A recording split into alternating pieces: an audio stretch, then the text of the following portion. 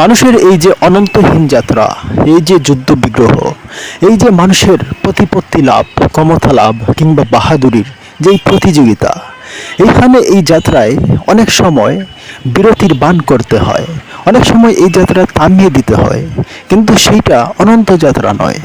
এই যাত্রা মানুষের সাথে মানুষের প্রতিযোগিতার যাত্রা, মানুষের সাথে মানুষের প্রতিদ্বন্দ্বিতার যাত্রা। কিছুটা সময় এমন থাকাই মানব জাতির জন্য দরকারি। আমরা চাই যে সব সময় আমারই শুধু হবে বা আমাদের হবে বা আমাদের লোকদের হবে, কিন্তু এই কথা বাস্তব যে মানুষ শুধু একাই বড় হবে, এইটা কখনো সম্ভবপর হয় না। যদিও মানুষ জানে যে সে একা বড় হতে পারবে না, তার সাথে অনেকেই বড় হবে, অনেকেই তার সাথে প্রতিযোগিতা করবে, প্রতিদ্বন্দ্বিতা করবে, কিন্তু দিন শেষে মানুষ এতটাই স্বার্থপর যে সে কেবল একাই বড় হতে চায়, একাই।